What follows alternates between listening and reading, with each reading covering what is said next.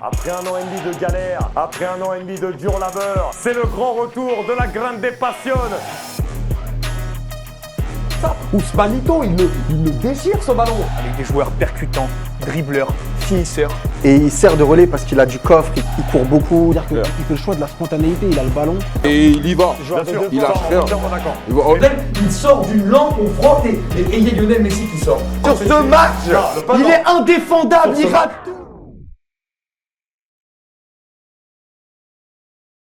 Walid Regragui, c'est le guide de cette équipe marocaine. Abdel, tu aimes bien le dire en général, mais on va commencer par Fayad là-dessus. Fayad, Regragui est très clairement aujourd'hui l'entraîneur qui a créé déjà l'impossible. C'est-à-dire que quand on prend le contexte, quand on regarde ce qui s'est passé au mois de juin dernier, la défaite 3-0 en amical contre les États-Unis, le contexte, Vaïd qui s'en va, Regragui qui arrive 4-5 mois avant le début de la Coupe du Monde pour au final avoir ce résultat-là. Il y a un travail de sape incroyable qui a été fait et on ne peut que lui être ultra reconnaissant de ce qu'il a fait. Cet entraîneur, pour moi, est en train de réaliser l'un des plus beaux parcours de l'histoire, surtout connaissant le contexte avant la compétition. Totalement. Et en amont, j'ai envie de souligner quand même que déjà, pour cette Coupe du Monde, c'est l'une des rares fois où tous les pays africains ont eu des entraîneurs, je dirais pas locaux parce que ça serait mentir, mais des entraîneurs au moins binationaux qui ont une attache quand même forte dans le pays. Et de voir que c'est un entraîneur qui a une attache particulière dans ce pays, qui est binational, qui arrive à emmener en demi-finale sa sélection, je trouve quand même que c'est un symbole fort qui montre que voilà, il y a de la compétence dans le continent, il y a de la compétence aussi dans la diaspora et qui peut être réutilisée dans le continent. Ensuite, pour revenir sur le contexte, c'est ce qui rend encore plus j'ai envie de dire spectaculaire, impressionnant sa performance. Il arrive dans un moment où il y a Vaïd El Losic qui fait une assez bonne CAN, qui est remis en question. On se dit qu'il va partir, qu'il va pas partir. Finalement, on met Regragui en place à quelques mois de la Coupe du Monde. Il arrive, et bon, c'est un entraîneur qui est déjà en place dans une équipe du championnat marocain, exactement, à Casablanca, si je dis pas de bêtises. Wydad, voilà, exactement. Il a gagné la Ligue des Champions. Exactement, donc c'est quand même quelqu'un qui avait une certaine expérience, et tout de suite, il fait des choix forts. Il réintègre Ziyech, il réintègre Mazraoui, il se passe des frères Maé qui étaient titulaires pendant la CAN et qui avaient vraiment quand même une importance dans le groupe. Donc il fait des choix forts qui permettent un peu de marquer la transition, la fin de l'ère Vaïd et le début de l'ère Regragui. Après Ziyech, Mazraoui, c'est un peu le choix de la fédération. Je suis d'accord, il revient aussi pour ça. Mais par exemple, sortir les frères Maé, c'est quand même quelque chose qui est assez fort. On parle de joueurs qui étaient quand même habitués à la sélection depuis un certain temps.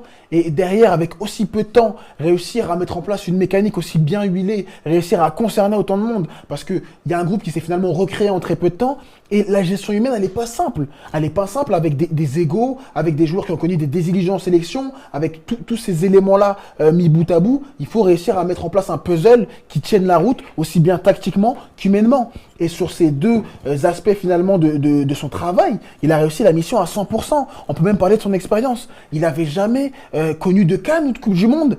Et le mec, pour son baptême du feu, il fait une demi-finale de mondial. Franchement, je pense qu'il ne pouvait pas rêver mieux. Et ça souligne aussi la compétence du bonhomme. Il est invaincu depuis qu'il est arrivé. Enfin, depuis qu'il est arrivé, il est invaincu. Totalement. Et puis moi, ce que je trouve, on parlait de l'aspect défensif, j'ai envie vraiment de le souligner parce que mettre en place une organisation, une assise défensive aussi forte en peu de temps, c'est quand même quelque chose qui est vraiment, je trouve impressionnant. On a beau dire cette phrase un peu ballot qui explique que c'est plus facile de détruire que de construire. Ouais, d'accord. Ceux qui disent ça, ça va 2 minutes. Prenez une équipe, allez mettre en place une animation défensive et prenez-vous aucun but en 6 matchs de Coupe du Monde. Et après, on se pose autour d'un café. Je vous le paye, même si vous voulez, avec des spéculoos. Et on en discute. Donc voilà. Il faut s'arrêter 2 minutes et il faut respecter ce bonhomme. Respecter énormément ce qu'a fait Walid Regragui qui a été tout simplement extraordinaire, les amis. On va en parler dans quelques instants. Oui, je risque de faire un coup de gueule assez historique, donc si vous avez des amis... Un coup de cœur, Oui, un coup de cœur, pardon. Le coup de gueule sera ce soir. Ce sera ce soir, je le sens, le coup de gueule. Non, je rigole. Non, contre les Anglais. Youssouf, évidemment, ton avis sur ce que réalise Walid Regragui, c'est clairement exceptionnel. On a rappelé le contexte, Fayad a rappelé aussi les changements qu'il a pu faire dans cette équipe. Incroyable. C'est ça, mais je pense qu'il a quand même aussi un peu récupéré, on va dire, et capitalisé, si je puis dire, le travail de Vaïd, parce qu'après, on peut lui tomber un petit peu dessus à coach Vaïd, mais je pense qu'il a fait quand même un plutôt bon travail, si je puis dire, avec cette sélection-là. Mais en soi, il a quand même réussi à tirer la pleine mesure, si je puis dire, de son effectif. Je pense qu'il a beaucoup analysé toutes les forces en présence qu'il avait et il a réussi à en tirer, on va dire, le meilleur. Parce que quand on voit aujourd'hui, vous savez, parfois on parle des entraîneurs qui insufflent, si je puis dire, leur image dans une équipe. En tant que défenseur de métier, il a su justement, on va dire, envoyer cette fibre défensive, si je puis dire, à son équipe, sans pour autant la dénaturer, sans pour autant la rendre complètement amorphe sur les phases offensives. Et en soi, c'est tout bonnement incroyable. Après, sur l'aspect humain, quand on sort un petit peu du cadre uniquement football et tactique, je crois que humainement, il a réussi à fédérer comme pas permis, comme pas possible et comme rarement. Je crois qu'aujourd'hui, les grands sélectionneurs, moi qui suis sénégalais, 2002, c'est Bruno Metsu. Bruno Metsu, c'est un fédérateur d'hommes, c'est quelqu'un qui a créé quelque chose de très fort au sein de la sélection. Et aujourd'hui, ça transpire quand on les voit dans les interviews, quand on les voit sur le terrain, quand on voit l'entente qu'ils peuvent avoir. C'est une famille. Exactement. C'est une famille et même sur ce côté combatif et guerrier, pour parler un peu de leurs voisins algériens, moi je retrouve beaucoup de cette mentalité de ces joueurs sur le terrain qui sont complètement habités, si je puis dire, qui donneraient vraiment tout pour cette nation-là. Et voilà, c'est vraiment, je pense, l'homme qu'il fallait pour justement consolider, si je puis dire, ces derniers petits ajustements qui manquaient au Maroc pour sortir de ce niveau, bonne équipe d'Afrique, mais pas forcément un rayonnement incroyable. Donc là, il est en train de construire quelque chose d'incroyable et même pour la suite. Alors là, on est sur les demi-finales de Coupe du Monde, mais même quand je me projette un peu plus après cette compétition-là, je pense qu'on est quand même sur une peut-être génération qui peut quand même être très, très, très forte sur le continent africain. Exactement, les amis, il y a beaucoup de choses à dire. Yasser Abdel, vous allez avoir la parole dans quelques instants. Juste avant, les amis, continuez à mettre des pouces bleus, très très très important. 324 personnes avec nous, 224 pouces bleus. Vous pouvez encore évidemment les monter. Donc les amis, vraiment mettez tous des pouces, c'est très très important. Les pouces où vous voyez 224, vous bombardez les pouces, que plus vous allez en mettre, plus YouTube va nous mettre en avant. Coup de cœur à venir exceptionnel sur Regragui. Alors j'ai regardé la liste du coup des matchs qu'il avait fait. Donc il est arrivé pour le match contre le Chili, Regragui. Donc ça fait 8 matchs. Est là. Il a eu très peu de matchs avant la Coupe du Monde. Il a fait 8 matchs. Il a commencé 8 en comptant la Coupe du Monde. comptant la Coupe du Monde. Il a fait 2 avant. En fait, c'est une Il a fait le Chili, le Paraguay et la Géorgie. Il en a fait 3. C'est ça. Il en a fait 3. Il a commencé le 23 septembre. Et vous voulez que je vous dise combien il a encaissé de buts? Match amico, tout depuis qu'il a. Un seul. Bah oui. Le seul contre le Canada. Même en amical, depuis qu'il est arrivé. Même en amical, il avait pas Donc il a fait 2-0 contre le Chili, 0-0 Paraguay-Maroc, 3-0 Géorgie, après 0-0 Croatie, 2-0 Belgique, 2-1 Canada. Du coup, 1-0 après, enfin un tir au but après contre l'Espagne et 1-0 là. Donc il a concédé. Le seul but qu'il a concédé, c'est un but contre son camp. C'est ça qui est incroyable, Yasser, justement. Abdelhamed, ton avis là-dessus et ensuite j'enchaîne. Bah de toute façon, je vais pas faire original. Nous, on a fait que parler de Walid Regragui depuis le début de la compétition. Et toi en particulier. Ouais, vraiment, parce que c'est, comme l'a dit, comme tu l'as dit, Youssouf, c'est un de ces coachs dont on retrouve un peu la mentalité, la fibre chez des entraîneurs des sélectionneurs qu'on a déjà connus un petit peu par le passé ou entre guillemets actuellement. Et ce qu'il faut savoir, c'est que auparavant, en quart de finale, les équipes africaines qui étaient arrivées en quart de finale, elles n'avaient jamais eu un sélectionneur d'origine africaine. C'était toujours par des étrangers. Et ça, c'est à mettre au crédit de Walid Regragui, de la fédération. Et surtout, ça montre aussi, comme le disait Fayad, qu'il y a du talent, il y a de la qualité et que nos régions ont du talent. Oui, clairement, mais en réalité, il a fait peut-être un parcours un peu différent de ce qui se fait chez pas mal de coachs.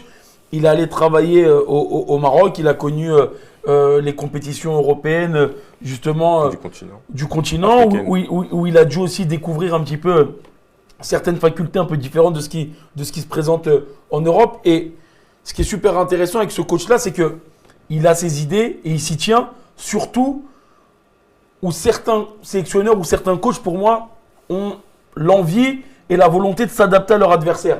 Pour moi, c'est quelqu'un qui va au bout de ses principes et franchement, grand chapeau à lui parce que dans cette compétition, ça passe ou ça casse. C'est un peu la crédibilité qu'il a eu de mettre à chaque fois des tampons à chaque passage dans la compétition de son équipe.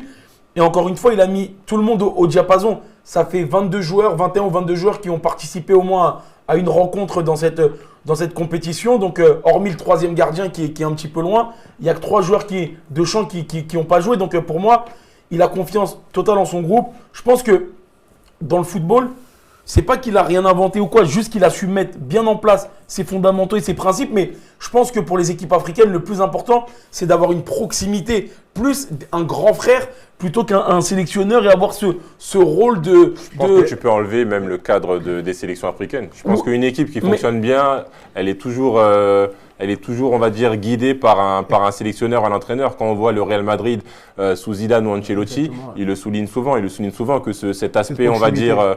Cette proximité. Exactement. La proximité qu'ils vont avoir, justement, va leur permettre de tirer le meilleur d'eux-mêmes. Même aujourd'hui, cette année, quand on regarde le Paris Saint-Germain, un Neymar et un Messi, avec Galtier, on les sent qu'ils sont bien, ils sont libérés. Et je pense que ça, c'est vraiment pas forcément un aspect, on va dire, des pays africains, mais d'un genre de foot en général, quoi. Je comprends très très bien ton avis. Ce que je voulais dire, c'est surtout que dans les sélections, c'est des choses un peu moins fréquentes parce que les rendez-vous sont moins fréquents, tu les vois moins. Tu essayes toujours d'avoir les mecs qui ont un cadre comme ça. Et je pense que maintenant, avec l'évolution un peu, beaucoup de jeunes joueurs qui arrivent aussi tôt dans les sélections, tu passes complètement dans un autre discours. Walid Regragui, c'est pas... On le voit dans ses paroles, dans ses discours, dans sa manière de se comporter. Ça se voit qu'il est jeune et ce qui est important, ce qu'il a réussi à mettre en place, alors, c'était pas un joueur de folie, mais c'était quand même un joueur correct qui a une belle carrière quand même, notamment en Ligue 1, et de retransmettre justement au fur et à mesure avec son expérience d'entraîneur qu'il a eu au Wydad, plus son expérience de joueur, je pense que ça joue quand même intrinsèquement. Et, dernière phrase, Fayed, excuse-moi, c'est que pour lui, ça aurait pu être difficile, tu vois, de mettre en place les choses. Mais il est arrivé avec un bagage qui fait que, les gars, vous pouvez me faire confiance. C'est encore plus fort, vu qu'il est marocain, c'est encore plus fort. Mais ça aussi, mais il arrive avec un bagage qui fait que... Mais justement, j'allais rajouter de l'eau à ton moulin dans le sens où c'est une information qu'on n'a pas notifiée, mais quand on parle de caractère et de ce qu'il peut infuser, on parle tu vois, de cette mentalité guerrière dont tu parlais. On parle d'un mec qui a réussi à devenir footballeur sans faire de centre de formation. C'est-à-dire que c'est quelqu'un qui a quand même une force mentale très forte et qu'on retrouve dans cette équipe. Parce qu'il a réussi très vite à insuffler cette mentalité qu'il pouvait avoir. Qu'il a toujours même. Ça c'est sûr. Les amis, merci toujours d'être avec nous. Bon, vous êtes un peu moins. Je pense qu'il y en a qui sont partis sur les champs, c'est normal. Voilà, il y a toujours 285 personnes avec nous. Les amis, mettez les pouces bleus, très très important. Là, on va aller chercher les 300 pouces bleus tous ensemble. Et plus vous allez mettre de pouces, plus vous allez nous mettre en avant. Qui arrive. Les amis, oui, il y a les dossiers sur le Portugal. Et bien sûr, il y a quelque chose à dire. Bon, juste avant, je vais parler moi je vais faire mon petit coup de cœur que certains attendent ou que moi déjà j'attends. Donc ça me suffit pour le faire.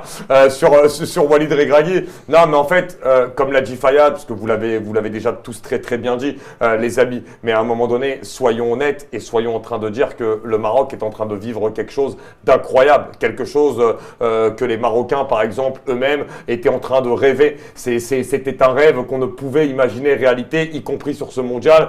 Tant d'équipes avaient tant d'enjeux et devaient tant briller dans cette Coupe du Monde qu'on ne voyait pas peut-être le Maroc aller se faire une place. Et Walid Regragui, moi, ce que j'aime chez lui, c'est que depuis qu'il a posé le pied, lui, au Maroc, il est en mission.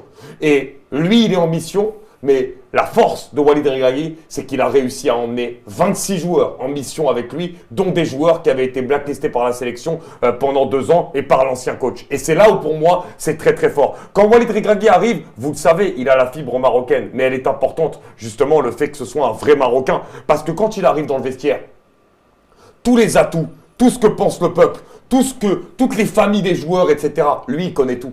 Il connaît tout. Et il est hyper informé sur tout. Donc, quand il va parler aux joueurs, quand il va parler du peuple, quand il va parler du fait d'aller représenter le peuple, c'est ça quand tu vas jouer une Coupe du Monde. Tu vas représenter ton peuple. Et le discours de ton coach, à ce moment-là, par rapport aux émotions que tu vas apporter potentiellement à ton peuple, eh ben, lui, il est capable d'en parler mieux que Vaïd, mieux qu'un autre.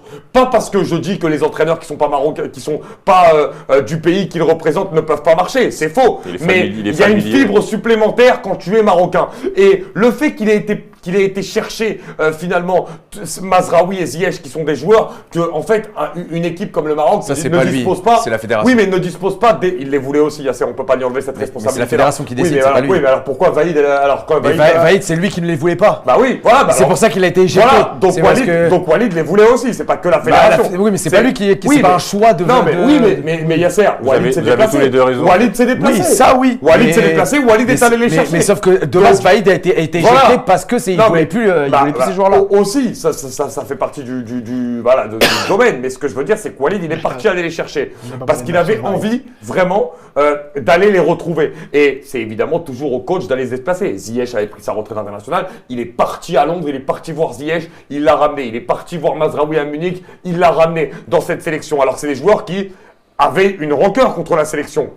Il y avait des joueurs avant qui, à leur place à eux, étaient des piliers dans cette sélection. Fayad en parlait très bien. Les frères Mahé, ils ne sont plus là. Et il y a eu énormément de changements. C'est-à-dire que comparé à l'équipe de Vaïd, on a au moins 10 joueurs dans cette Coupe du Monde qui n'étaient pas là sous Vaïd et qui sont là avec Regragui. Il a eu 2 matchs amicaux à jouer avant le début de ce mondial. 3 maximum. C'est incroyable. C'est-à-dire que la manière dont il est arrivé, la manière en plus dont il parle en tant que pur Marocain, il parle du peuple.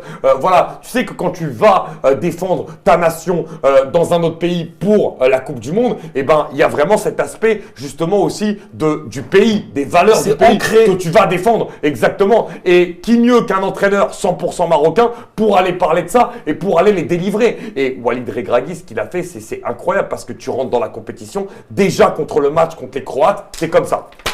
Tu te donnes un premier coup sur la tête, tu te dis mais c'est pas possible. Elle est solide l'équipe, elle les met en danger, elle fait mal. Deuxième match contre la Belgique, tu te retapes, tu te dis mais c'est pas possible, attends on marche sur la tête. Même si la Belgique a une génération vieillissante, ce que tu veux, l'équipe s'impose. L'équipe bat la deuxième nation au classement FIFA et dernier troisième du dernier Euro, après de la dernière Coupe du Monde, après avoir fait match nul déjà contre la Croatie. T'arrives contre le Canada, boum, coup sur la tête, tu te dis ils ont la pression, machin, il y a la première place à aller tirer, ils la prennent.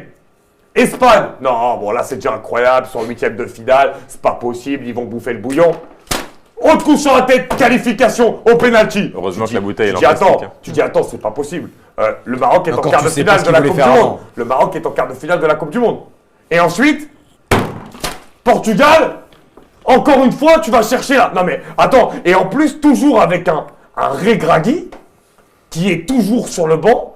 Mais un acteur majeur de ce qui se passe sur le match. Je veux le dire parce qu'il est toujours dans l'action, il est toujours dans la cohésion, il parle toujours à ses joueurs, il amène quelque chose. Ce qu'a fait Walid Regragui, moi, j'ai juste envie de dire, avait champion. Il est tout simplement énorme. Ce qu'il réalise dans la compétition, que ce soit dans les changements, quand tu vois que le fait aujourd'hui qu'il y ait une équipe totalement compétitive et qu'une personne comme Yasser aujourd'hui vienne nous dire, mais peu importe qui tu mets, tu perds pas au change. Mais on avait- Pourquoi? Mais ça vient de qui ça?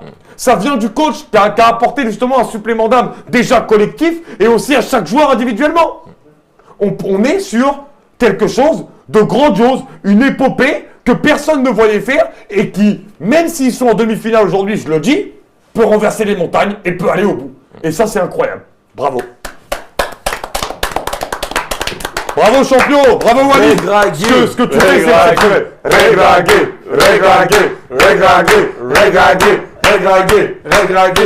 En face, ils n'ont pas l'habitude. là, Exceptionnel. ce qui se passe, Bon, les Yasser, gars. il est marocain, mais il n'a pas l'habitude, ça c'est vrai Il a la aussi. carte nationale. Voilà.